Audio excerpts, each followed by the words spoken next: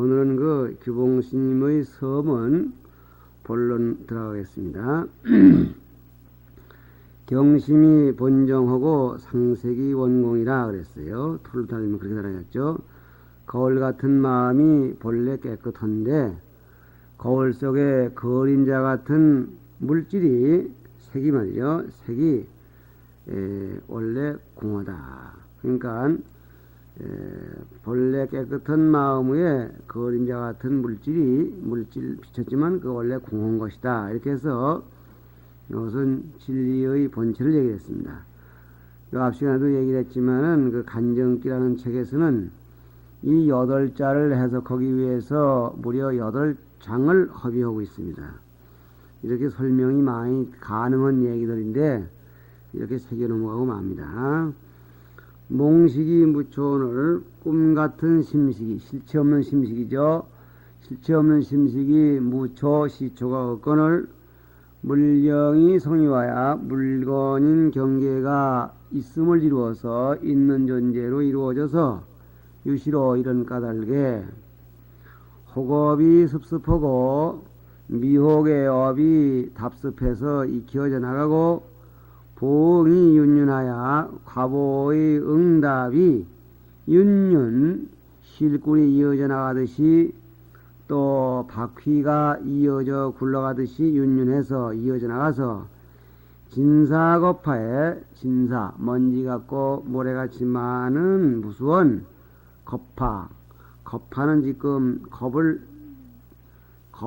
우리가 보통 시간 그리는데 겁의 원어는 겁파죠. 겁파. 이렇게 이제 원래 이 겁파라고 하지만은 또 이걸 겁자를 따로 떼놓고 물결 팔자를 끝없이 밀려 들어오는 상태로 형용사적 조사로 붙여서 겁의 파도 이렇게 해도 괜찮습니다. 겁파의 막지 알절 일세 막지 알절 막을 알 끊을 절 끊을 길이 없다. 막지는 뭐 할 길이 없다. 일단 경심을 저버리고 이 물경을 따르는 한 업짓고 보호받는 그 윤회를 끊을 길이 우리에겐 없는 겁니다. 여기에서 이제 하모스님의 소리가 들어갑니다. 심야자는 충어 묘수하고 마음이라는 것은 충하고 허하고 묘하고 수하고 또 병환영명 병하고 환하고 영하고 명해서 그랬어요. 그러니까 충은 아주 깊다. 허는 속에 아무것도 없다. 그 다음에 묘하다. 아주 미묘하다 이 말이죠. 순수하다. 병환하다. 또 이것도 환자도 환하게 널리 비친다. 신령스럽다. 밝다. 요거 이제 다 심성을 얘기하는 말들입니다. 그래서 한 것이어서 옆이 고경이 체자영명하되 마치 저 옛 거울이 오래 묵은 거울이 본체는 스스로가 허명 비고 밝으되 그러니까 옛날 거울이라는 게 지금 유리에 붙은 거울이라는 늘 얘기지만은 그 노쇠 조각을 갈아서 다듬어서 문질러서 윤이 나게 해가지고 얼굴을 비춰봤다 그런 얘기입니다. 그러니까 그 거울 자체 속에는 언제나 허명한 그 성능을 가지고 있죠.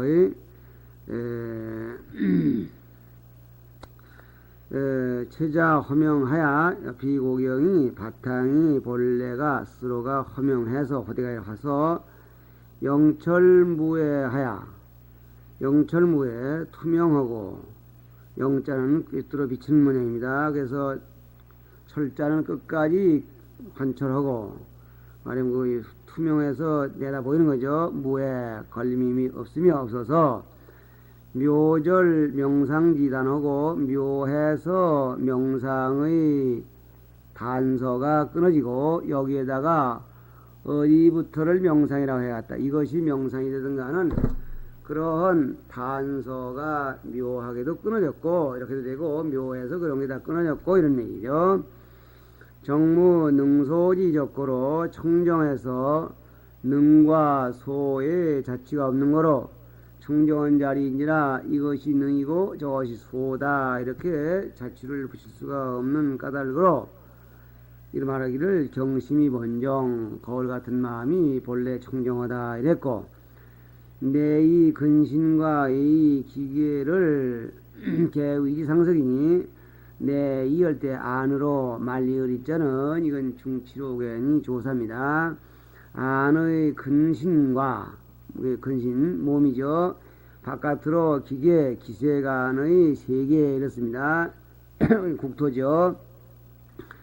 이거를 개의지 상색이니 모두 말하기를 상색이라고 말했어. 거울 속에 비친 그림자 같은 물질 이랬어요. 어째서 그렇게 말하냐. 아레아식 일념 미망이 아레아식이라는 한 생각의 미망이 우리가 기신론에서 아레아식을 지금 얘기를 했습니다. 아레아식이라는 것은 청정한 후에 진과 망이 서로 화합해서 비일비연 존재는 아레아식이라 했기 때문에 그건 망의 본체입니다. 그래서 한 생각의 망이 변기 근신 기계가 기계하니 긴신기계 근과 신과 그리고 기의 세계를 변해 일으키니 그랬어요. 그러니까 기신을 보더라도 아레아식이 들어서 업상전상 삼세육출내 한다고 그랬죠. 양리 망념이면 만일에 망념을 여의면 그 일념의 망 아레아식입니다. 아레아식 그것이 없었다면 그러니까 망념을 여의면 이렇게 보는 거죠.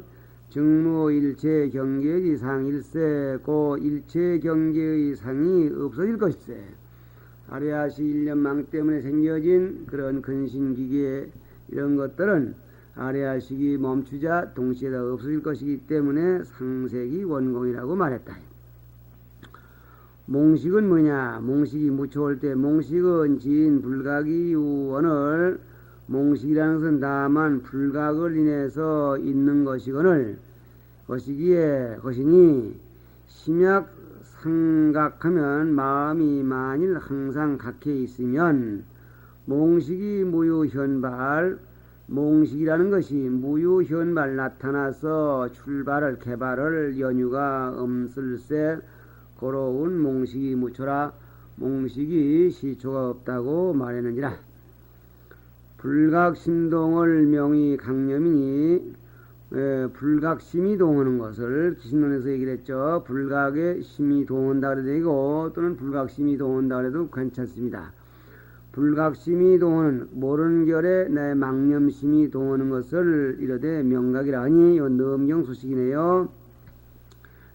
돌인데 강명이라고 말했으니 인명 기조에 명을 인해서 조를 일으키며 명이 생기면 명은 조하려고 하고 그래서 조가 일어나며 견분이 아흥하고 견분 그러니까 명을 인해서 견분이라는 게 일어났고 그러니까 견분은 내야 이 3분 가운데 자체분, 견분, 상분 이렇게 나오는데 여기서 명이 자체분이라면 그 명이라는 그 이 주체에 의해서 비추어 봐야 되겠다 하는 비추는다는 그 주체적 관념이 생기는데 이것을 견분이라고 그 다음에 견분이 아흥이라는 말은 벼랑간 자재 아자가 벼랑간 일어나고 유조 입진하여 조를 말미암아 진을 세워서 내가 비출 능력이 있다면 무엇에 비추겠다는 대상이 설정이 돼. 그래서 조는 비추는 능력이고 진이란 말은 비출 대상이에요. 그래서 조를 말미암아 진을 세워서 상분이 망본이 상분이라는 게 대상이죠. 그러니까 업상, 전상, 현상 이렇게 난다면 업상은 자체분의 명이고 그 다음에 견분은 전상이고 현상은 상분이 되겠습니다. 망령때의 곧잔 퍼지니 어시에 근진이 돈기하고 근과 신이 몰록 일어나고 세계가 성찰하 세계가 차별을 이루는지라 고로운 물경이 소유라. 그러므로 말하기를 물건 경계가 유를 이루었다고 말한다. 근신이 기응하고 근과 신이 이미 일어나고 세계가 이성의 세계가 이미 이루어지며 근진이 상대하고 근신은 근이고 세계는 진입니다. 이럴 때 근진이 서로 대하고 그 다음에 식풍이 상피하야 식풍이 상피 시계의 바람이 심시계의 바람이 상피 서로가 입혀서 입을 핏자는 상대방을 입혀준다 해서 상대방을 서로서로 이걸 쪼여준다 또는 자극한다 이런 얘기겠죠. 세 진각어 몽택하고 진각을 몽택 속에다가 사실 지어놓고 묶어놓는다. 사실 쇠자는 묶어놓는다 또는 가둬놓는다 그 말이에요.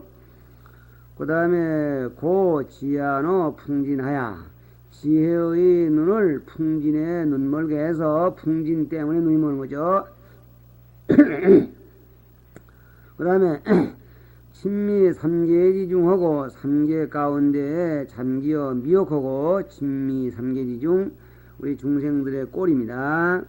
포복 국어진에 하야 국어의 안에 포복이란 말은 이렇지도 못하고 엉금엉금 기어다니는 모습을 말하는데 국어의 안에 포복하게 되어서 그래야 되겠습니다. 이 국어란 말은 구류동거하는 세계 그래서 3개에다가 짝을 지은 것이며 동시에 국어는 3개는 국토라 한다면 국어는 9가지 종류의 그 민생이 살고 있는 곳이다 그런 말입니다. 그러니까 9가지는 결국은 뭐냐면 선비니 농사꾼이니 장사치니 이런 것들을 얘기를 합니다. 생사순환하야 태어나고 죽은 길에 순환해서 해서 무유궁이 끝나고 말 때가 없을세 미 없죠. 고로운 그러므로 말하기를 유시로 호겁이 습습하고 보응이 윤윤하야 요 원문에서 이런 까닭으로 미혹의 업이 습습 답습해서 익혀져 나가고 거기에 대한 과보와 응답이 윤윤 실꾸리같이 바퀴 돌듯이 바퀴란 말은 물 푸는 도로래를 말하는 거죠. 그것이 윤윤 바퀴 돌듯 해서 진사고파 띠끌같이 많은 그런 그 겁에 막지 알절 막을 길이 없다고 말했다. 이건 규봉스님이 그 원문 본문 끝부분에서 이렇게 말씀하신 까닭이 바로 여기에 있다. 이제 그런 얘기입니다. 이어서 본문 25페이지죠. 고로 만정각자가 그러므로 우리의 만정각자 정각을 원만히 하신 분께서 그랬습니다.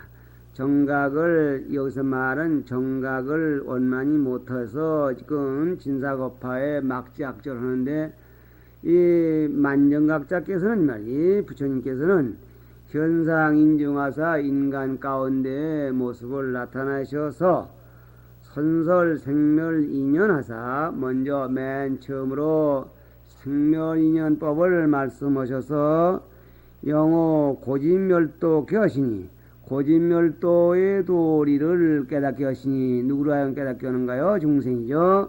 하시니 기재아집이나 미달 법공이라 그 법문 듣고 아집은 이미 죄졌으나 법공을 쪼달지 못했느니라.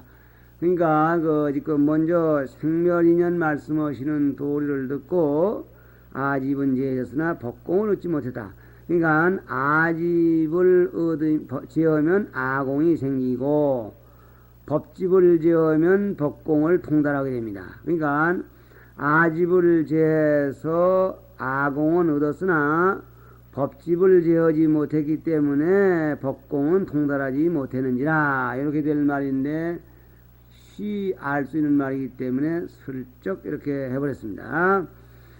그런 상태가 나타났다 그거야. 생멸인연법 말씀하셔가지고는 욕진병근어사 병의 근원을 다 해주고자 하사 이 법집을 지어지 못해서 법공을 얻지 못하는 한 병의 근원이 다 되지 못했다. 이걸 아시고 뿌리를 빼주기 위해서 바야흐로 반야를 말씀하시니 심경이 재민이라 즉시 진심이요 마음과 경계가 가지런히 없어졌어. 마음도 경계도 동시에 다 민자는 빠져 없어진다 이런 얘기요. 없어졌느니라 그대로가 진심이요 반야를 말씀하시니 법집이 없어지고 법공을 얻게 돼. 법공을 얻은 자리에는 중도야. 그래서 마음도 경계도 민자는 보이지 않는다. 없어졌다. 존재하지 않는다. 거기에 걸리지 않는다. 그런 얘기입니다. 그래서 이것을 죄는지라 그대로 가고 진심이요 구정이 쌍망이라 일체 청정이로다. 더러움과 깨끗함이 쌍으로 두 가지가 다 망자는 없어졌는지라 일체가 청정하도다. 즉 일체가 청정했도다 이 말이야. 해졌도다. 즉 반야를 설하심으로써 이런 효과가 나타났다 이런 얘기야. 그래서 이런 반야를 설하시고 나서 삼천서환하시고 효과가 더욱 이제 구체적으로 나타나는데 삼천세계의 상서가 환연하시고 환자는 환하게 빛난 겁니다. 삼천세계의 상서가 환연하시고 16회 창하시니 16회가 빛날 창자 빛나시니 빛난 데는 요새 말로 뭐 어떻게 이 화려했다 할까 이렇게 말씀하셨어요. 그러면 16회는 뭐냐? 반야경을 설하실 때에 16번 법회를 설하셨다 그랬습니다. 그러니까 우리 경을 설할 때 보통 부처님이 여시야문 이렇게 시작을 해서 신수봉행하니라 맨 끝에 그 말씀이 나오는 그 중간을 일회라 그래요. 그러니까 반야법을 말씀하실 때에 여시야문이 16번 나온다 그런 얘기예요. 쉽게 말하면은. 그런데 요 뒤에 지금 이 현담이라고 해서 현담이 나오겠지만은 금강 반야경을 설하신 것이 원래가 이른바 사처 16회라 그러지. 장소는 네 군데인데 그 법회는 그 네 군데를 이렇게 다니시면서 16차례를 법을 설하셨다 그런 얘기입니다. 그러니까 4천은 빠지고 16회만 얘기가 나왔는데 이러한 그 일체가 청정해지는 도리를 말씀하시노라니 삼천대천세계의 상서가 환하게 빛났고 또 16회 법회가 찬연했다. 즉 빛날 창자 또한 빛났다. 그런 얘기입니다. 우리가 이 반야부에 대해서 반야경 그리면 이 금강경만 알기가 흔히 쉽겠는데 이 간정기에 보거나 또는 제반 논설에 보면은 반야경이 원래가 600권이고 600권 그 600권 가운데에 이 우리가 읽고 있는 금강경도 한 부분이에요. 그러니까 그 한 부분이 너무 요약하고 내용이 좋아서 이걸 따내다가 자꾸 독송하는 것 뿐이지 금강경만이 반야부가 아닙니다. 반야라는 부가 한 50다리가 있는데 600권인데 그 600권을 설하시기 위해서 장소를 4번 옮기셨고 4군데서 왔다 갔다 하셨고 법회를 16번 하셨고 그 가운데 말씀하신 품이 275품이에요. 270. 그러니까 반야부 4처 16회 275부 600권 그렇게 말합니다. 그러면은 그 16회가 지금 문제인데 16회가 뭐냐? 그 제1회, 제2회, 제3회, 제4회, 제5회 이렇게 얘기를 합니다. 처음에는. 그래서 이걸 제1분, 2분, 3분, 4분, 5분 이렇게도 말해요. 그래서 이 제1분이 79품, 제2분이 85품, 제3분이 31품, 또 제4분이 29품, 제5분이 24품, 또 그러니까 제5분까지가 이렇게 되고, 제5분까지는 이름이 없이 그냥 이렇게 하고, 그 다음에 그 제6분은 승천왕 반야입니다. 6분부터는 이름이 있어요. 제6분 승천왕 반야 17품. 이렇게 해서 이상 모두를 맞추면 265품이 됩니다. 여러분들 계산 한번 해보세요. 그리고 나머지 제7분은 만수실리분 그립니다. 제7 만수실리분. 그러니까 여기는 품 이름이 나와요. 만수실리분 또는 만수실리품 그리기도죠. 그러니까 7, 8, 9, 10, 11에서 16까지는 각 1분씩이야. 1품씩이야. 그러니까 아까 그 265 보태기 7에서 16까지 열이니까 275품이 되는 겁니다. 그러면 여섯 번째가 승천왕반야가 17품, 일곱 번째가 만수실리품이 1품, 또 여덟 번째가 나가실리분이 1품, 아홉 번째가 능단금강품 1품근입니다. 그러니까 지금 우리가 이루고 있는 금강경이라는 것은 정확하게 말하면 능단금강이에요. 능을 능, 끈을 딴, 능이 모든 것을 끊는 금강 같은 경, 그래서 있죠. 이것이 1품이고, 그 다음에 열 번째가 반야 이치분, 그래서 이치 나갈치 반야 이치분, 그래서 1품이고, 11번째 보시품, 12번째 지게품, 13번째 인욕품, 14번째 정진품, 15번째 선정품, 16번째가 지혜바라밀품, 그래서 각일품이라고 했습니다. 그러니까 여기서 지금 구체적으로 보시려면은 늘 얘기하는 이 간정기와 그리고 이 인학기나 연담기 사기를 껴서 보시면은 또 재미가 나고 할 텐데, 우리가 이 테이프를 가지고 공부하는 입장이라 이렇게 한번 들어두시고, 16회가 이렇게 있었다. 즉 16번째 모이는데 한 번 모여가지고 어떤 때에는 한 품만 말씀하시고 말기도 하고, 어떤 때는 또 여러 품을 말씀하신 적도 계셨다, 그런 얘기입니다. 16회 창하시니 다시 본문 들어가서 금지소전은 적재 구분이라 지금 전하는 바는, 지금 이 우리가 금강경이라고 해서 우리에게 많이 전해지는, 오늘 당신이 취급하려고 하는 이 대본은 제구분이야. 아까 말씀드렸지만 제구 아홉 번째는 능단금강분입니다. 그러니까 능단금강분, 즉 아홉 번째 능단금강분을 지금 대본을 하고 있다, 그런 얘기입니다. 그 내용이 국외의략하고, 그러니까 부처님이 깨달으신 내용을 반야부를 통해서 표현하시고, 그 반야부 가운데에도 제9분이 능단금강분을 지금 취급하고자 하는데, 내용이 어떠냐? 국외가 의략하고 귀절과 개성이 숨어서 탈락하고, 말하면 이제 장황하지 않고 아주 얘기가 짧도막하게 돼서 몽땅 알아듣기 어려울 정도고, 그런 말입니다. 그게 의략하고 지취 심미하여 취지와 이치가 깊고 미세해서 해철 삼공하고 단합만행이로다.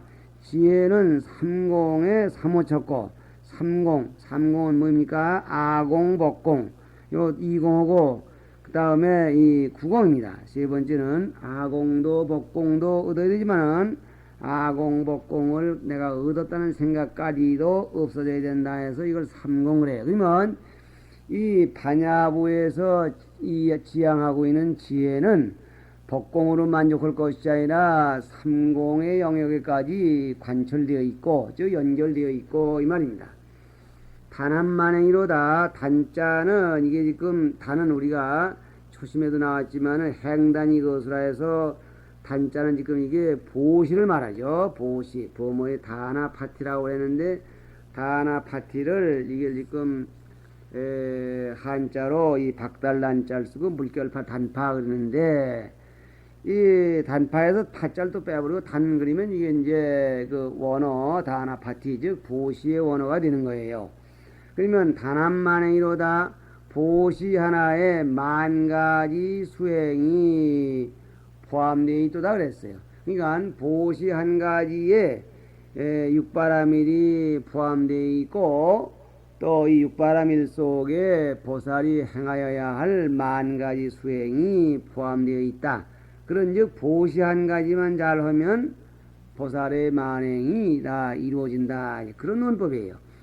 요 얘기는 지금 앞으로 104페이지 내려가면은 요 단위 서보 6에서 보시바라밀 하나 속에 육바람이 들어있는 말씀이 자세히 나옵니다. 그 시간에 자세히 얘기를 하기로 하고, 여기서는 어쨌든지 보시 하나 속에 보살의 만행이 다 들어있다, 그런 얘기입니다.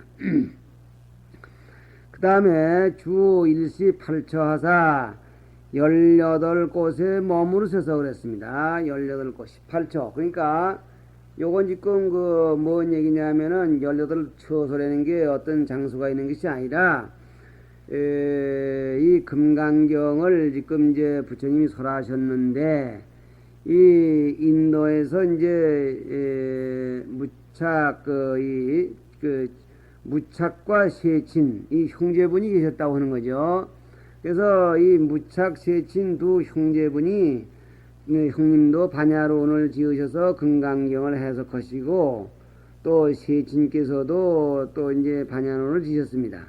그 형제분이 모두 반야론을 지으시는데 이 형님 되시는 무착의 이 반야론은 뭐냐면은 이 금강경은 갖가지 공덕이 이루어지는 면으로 말씀하신 것이다. 그래서 그 공덕이 이루어지는 과정을 18가지 구비로 봤어요. 가령 등불을 켠다 할 때 등불을 켜는 뜻은 어두움을 내쫓기 위한 것이다. 이렇게 말하면은 그것도 한 가지 말이 되지만은 등불을 켜는 것은 밝음을 얻기 위한 것이다.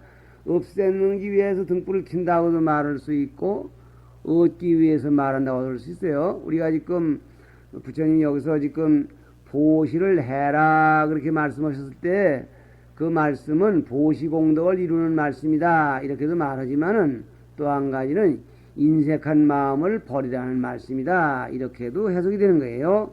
그런데 이 형님이신 무착보살은 공덕이 이루어진 면으로 봐서 그걸 18가지 단계로 하고 한 단계를 일척을 했어요.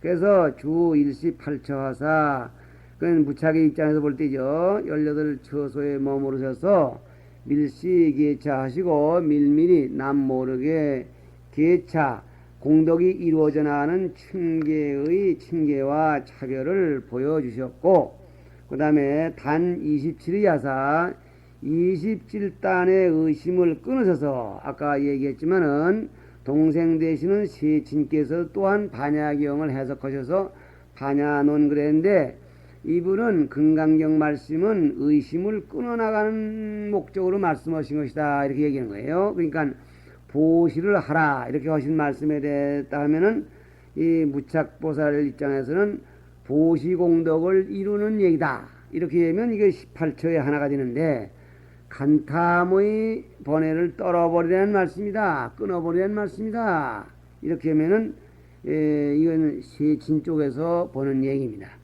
그래서 이 세친은 이러한 식으로 모든 번뇌를 떨어버리는 측면을 말씀했다는 주장을 하시는데 도대체 그 의심 떨어버린 번뇌 떨어버린 그 과정이 27탄이다 27구비로 돼 있다 이렇게 지금 그분은 얘기를 하는 겁니다.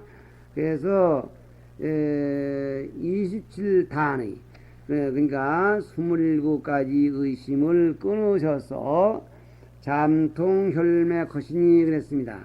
잠통혈맥 잠자는 가만히 남 모르게 드러나지 않게 이렇게 해서 혈맥이 통하게 하시니 그랬습니다. 혈맥이 통한된 말은 지금 왜 보시를 하라고 그랬을까 뭐 이렇게 하면은 그게 뭔 뜻으로 어떤 의심을 떨어지기 위한 것이다. 가령 들어 보시를 하라 아유 나 먹을 것도 없는데 언제 보시를 하나 이런 의심을 내게 되는 거죠. 그러나 이제 보시를 하라 보시의 공덕은 무량공덕에다 견줄 수가 없다 이렇게 해서 그런 의심을 끊어주니까 결국은 혈맥이 통한 거죠. 의심이 있는 한 혈맥이 꼭 맥혀서 깜깜불통인데 의심을 풀어주신다 그런 얘기예요.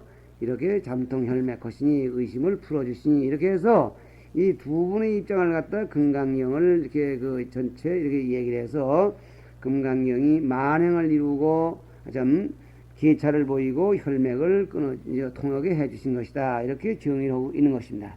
시간 됐고 여기서 잠깐 쉬겠습니다.